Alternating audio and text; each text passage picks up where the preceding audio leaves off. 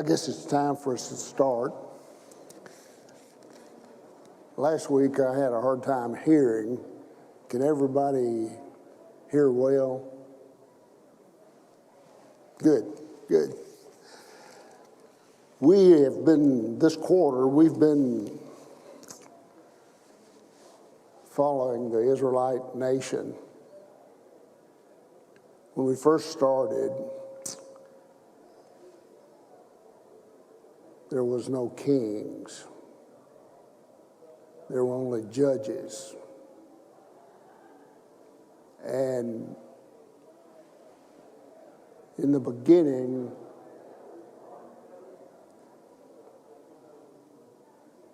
we had King Saul. He was the very first king. He was anointed by Samuel. He was a good king.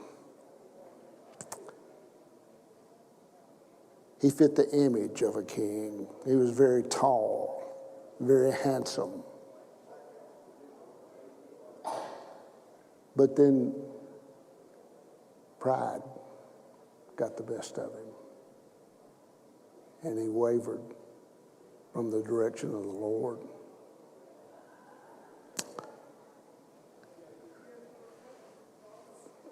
Following Saul was King David. David was a shepherd, very young boy. But he had many, many accomplishments. King David killed Goliath, the giant.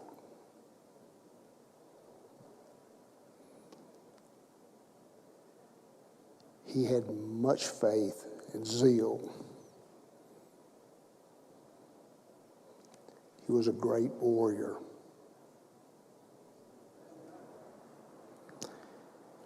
He was a man after God's own heart, very close to God. David brought the Ark of the Covenant to Jerusalem.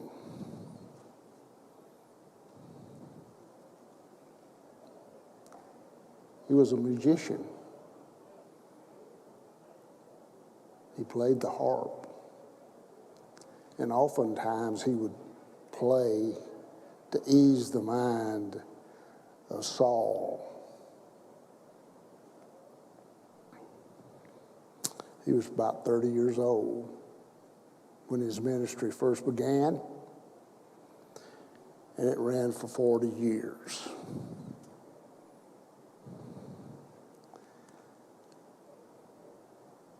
But David, too, succumbed to sin.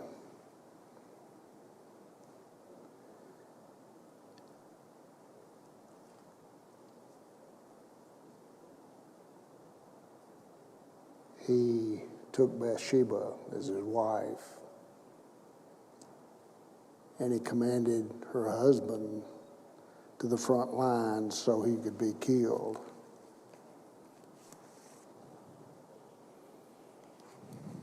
David was a great king. Today we start a new king. It's near the end of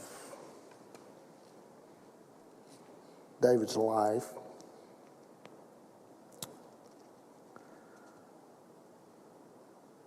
He's about 70 years old.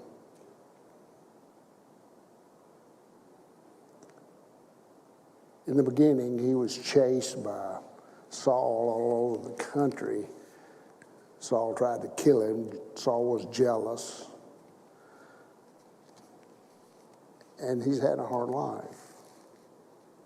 But he's been very loyal. He's been very fruitful. He's done many, many things to be proud of. Saul's about 20 years old, Solomon. He's very immature. He's lacking in spiritual maturity.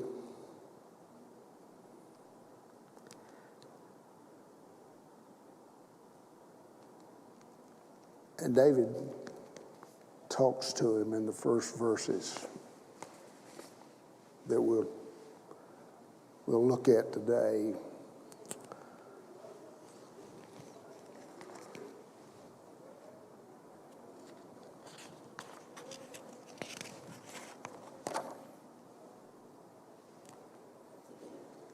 Oh, I can't read this, it's small.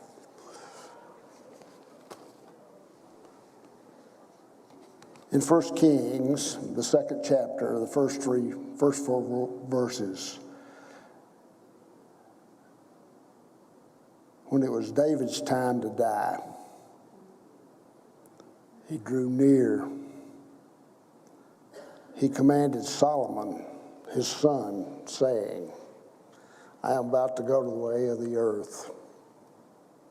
Be strong and show yourself a man.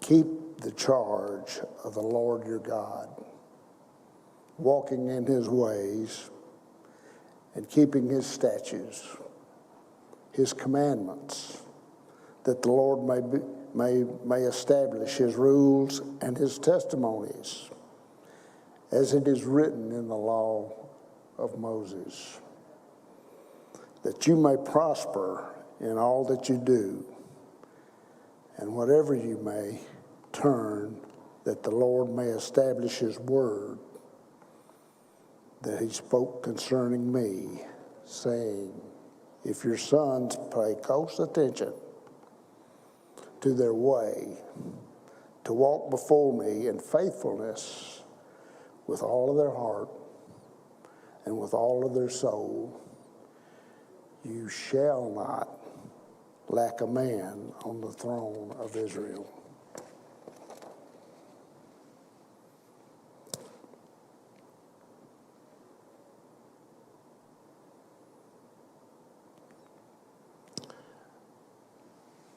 God made a lot of promises to Solomon.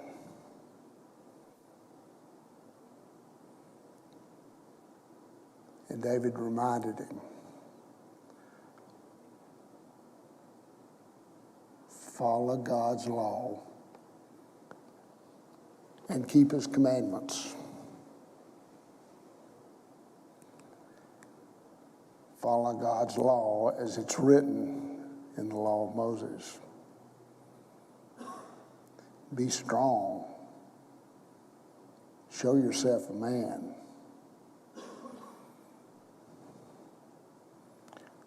Walk before me in faithfulness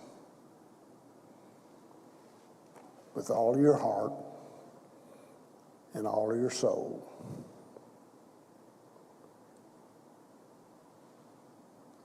And you shall not lack a man on the throne of Israel. He's telling Solomon that through his sons, they will be the leaders of Israel, always.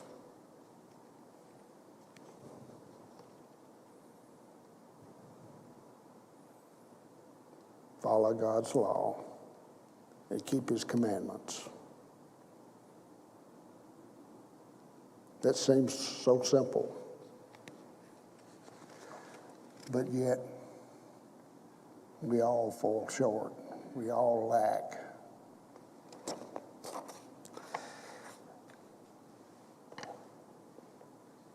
Now, most of the kings were found in the Bible, in Kings, the book of Chronicles.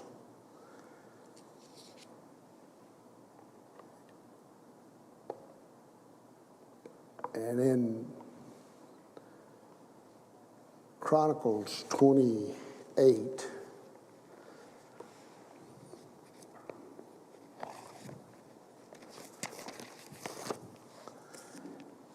there's another version more detailed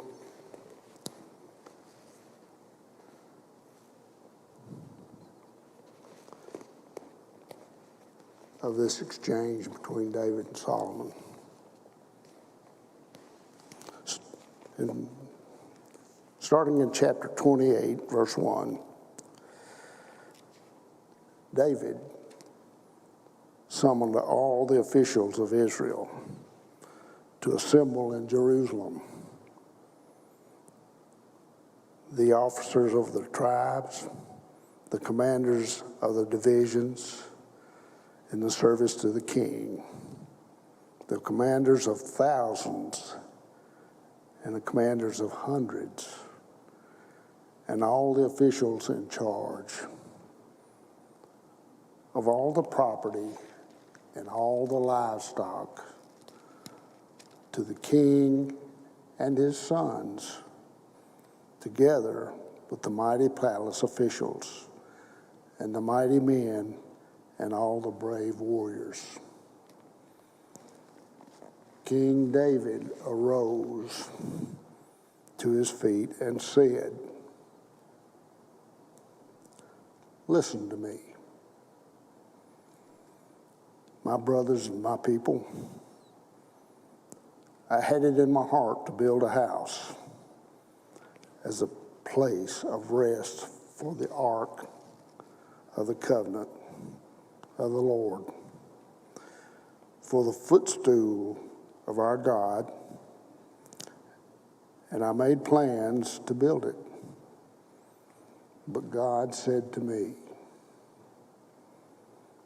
'You're not to build a house in my name, because you are a warrior and have shed blood. Yet the Lord, the God of Israel, chose me from my whole family to be king over Israel forever. He chose Judah as a leader, and from the house of Judah, he chose my family. And from my father's sons, he was pleased to make me king over all Israel. Of all my sons, and the Lord has given me many, he has chosen my son Solomon to sit on the throne of the kingdom of the Lord over Israel. He said to me, 'Solomon, your son, is the one who will build my house and my courts, for I have chosen him to be my son, and I will be his father. I will establish his kingdom forever. If he is unserving in carrying out my commandments and laws, as is being done at this time. So now I charge you in the sight of all Israel and of the assembly of the Lord and in the hearing of our God, be careful to follow the commandments of the Lord your God, that you may possess his good land and pass it on as an inheritance to your descendants forever. And you, my son Solomon, acknowledge the God of your father and serve him with wholehearted devotion and with a willing mind. For the Lord searches every heart and understands every motive behind the thoughts. If you seek him, he will be found by you.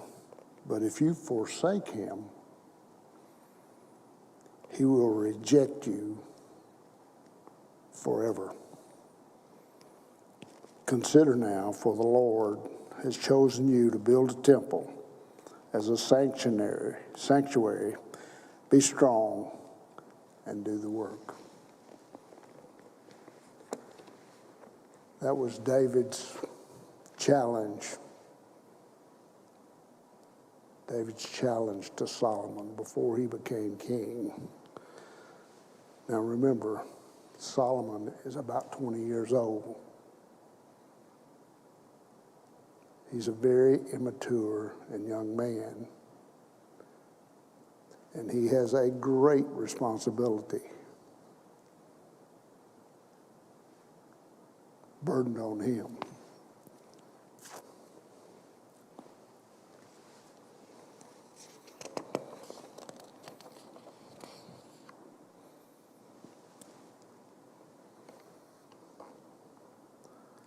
Switching now back to 1 Kings. 1 Kings 3, the story continues. And the king went to Gibeon to sacrifice there. Now, that's King Solomon. We've switched from David to Solomon. For that was the great high place. Solomon used to offer 1,000 burnt offerings on that altar. At Gibeon, the Lord appeared to Solomon in a dream by night and said, "Ask, what shall I give you?"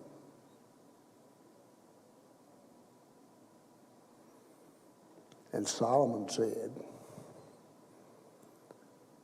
you have shown great and steadfast love to your servant David, my father,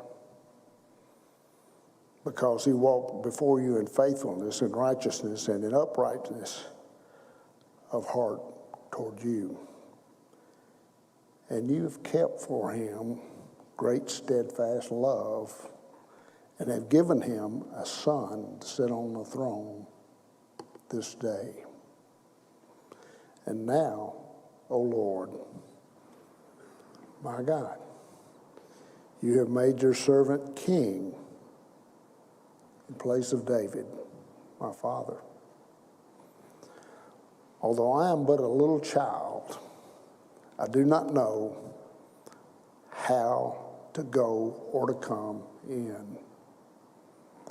And your servant is in the midst of your people, whom you have chosen, a great people, too many to be numbered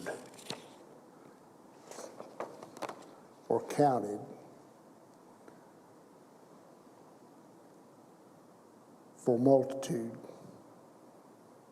Give your servant, therefore, an understanding mind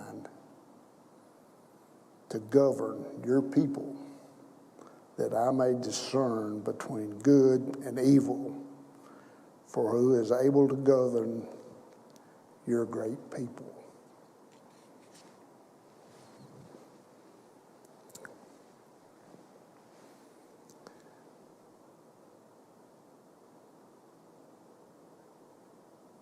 Solomon showed great compassion in his answer to the Lord.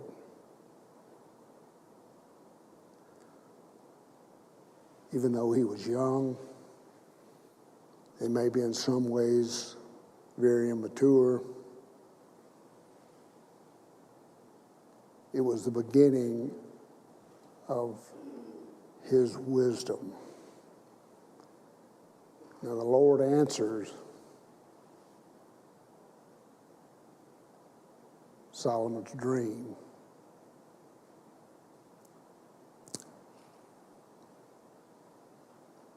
Just immensely. Solomon is said to be the smartest and wisest man to ever live. King Solomon. And because of his answer, God heaped great riches, great wealth, great responsibilities on him.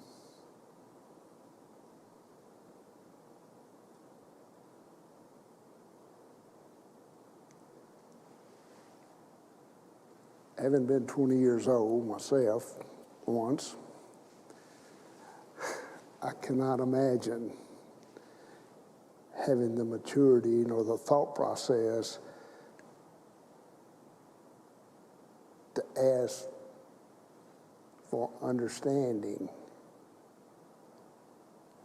rather than personal. But because he did that, the Lord rewarded him immensely.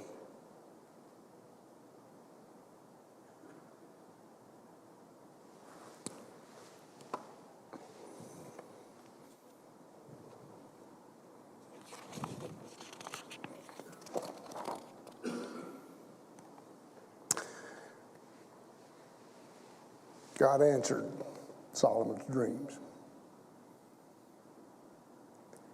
He answered beyond the wildest expectations of Solomon. Solomon was made wise, he was made rich and powerful. Solomon was very influential.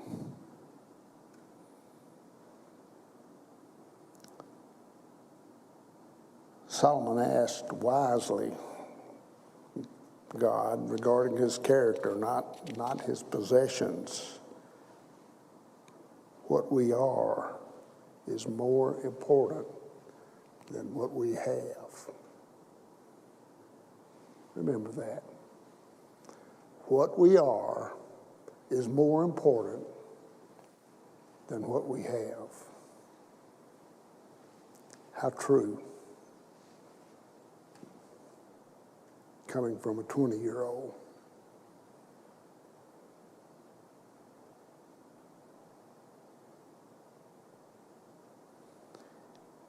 It's hard to put a measurement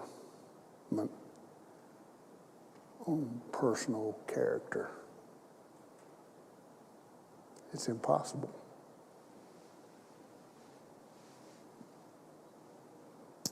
You know, as individuals, we spend a lifetime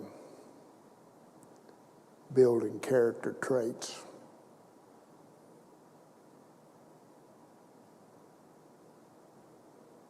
How we're known by others, how we relate to others. Our character is worth much, much more than our assets, than our money.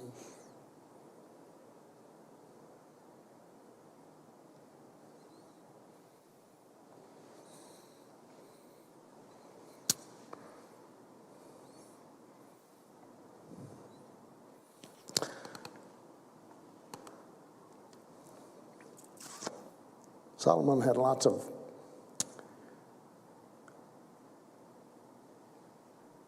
things that he accomplished while he was king.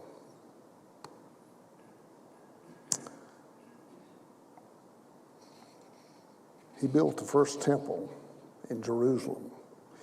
He went on from his father David and built the temple that David wanted to build.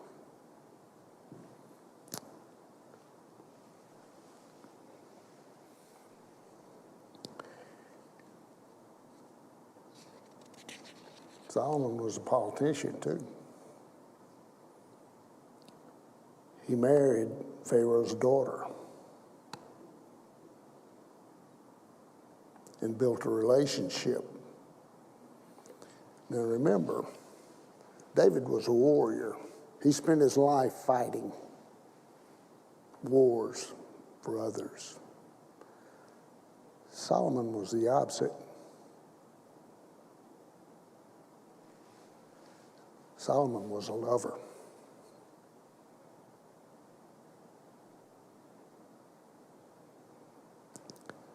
Solomon had 700 wives. That's right, think about that. 700 wives, 300 concubines. Quite a man.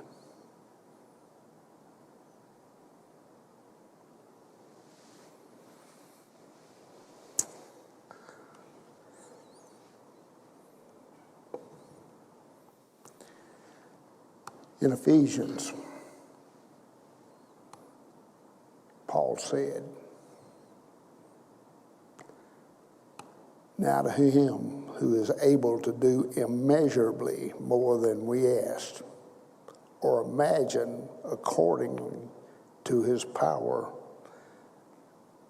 that is at work within us, to him be the glory in the church and in Christ Jesus throughout all generations, forever and ever."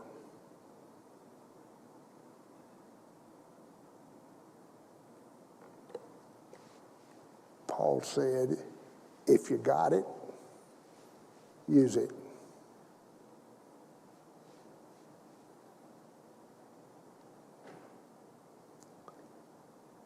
If the Lord gives you character, use it.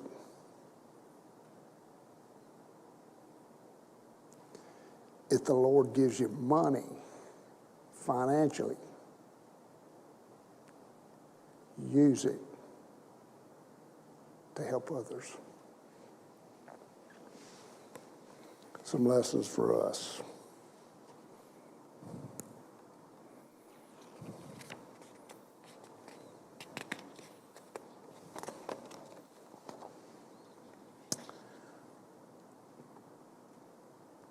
The story continues. 1 Kings 3.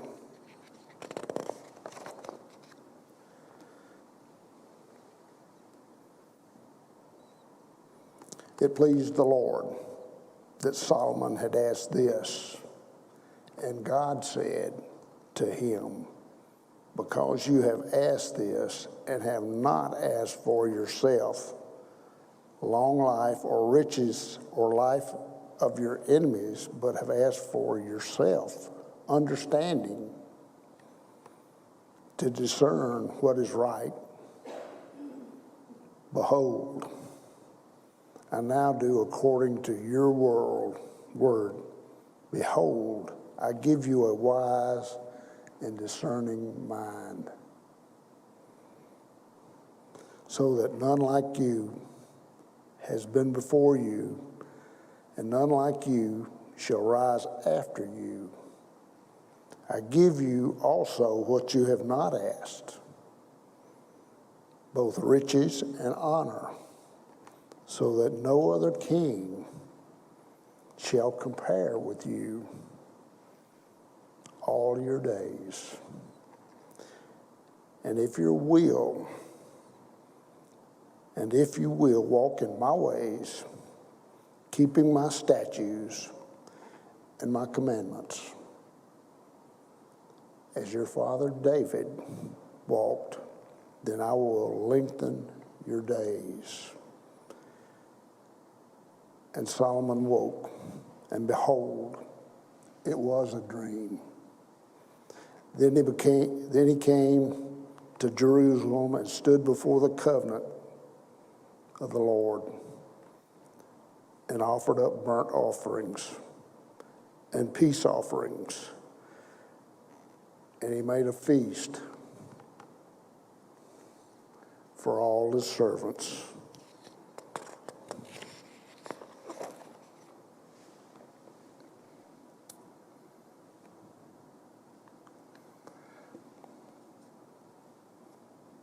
The speech pleased the Lord. You've not asked for yourself long life or riches, but you asked for wisdom discernment, and understanding of what is right.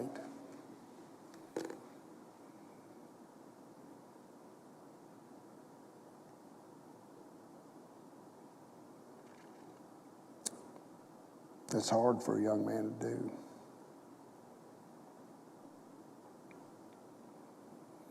God was also pleased that Solomon did not ask for riches, fame, or power for himself.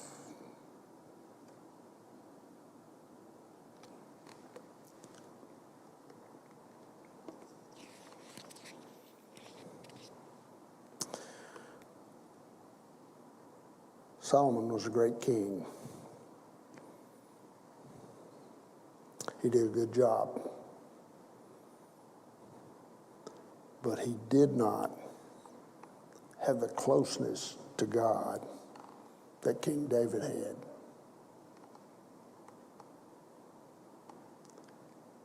And this would contribute to his falling away from God in later years. There was something lacking in his spiritual life.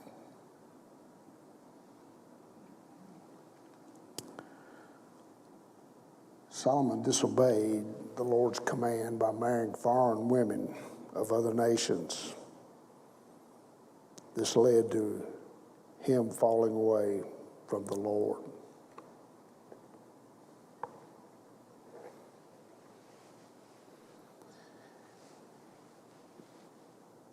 Beware.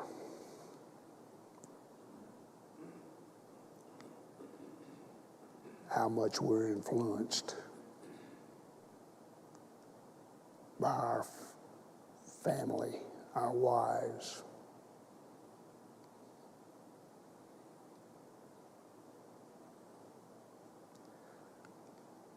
I know they've been a great influence in my life. And men, I assume they've been a great influence in your lives.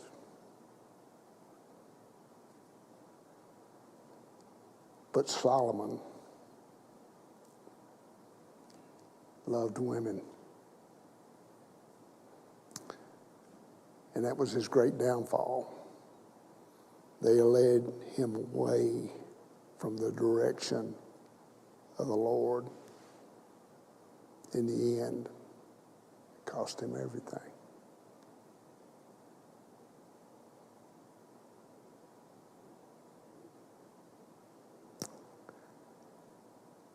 That's all I have.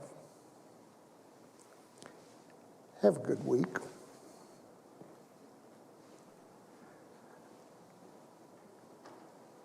Thank you for showing.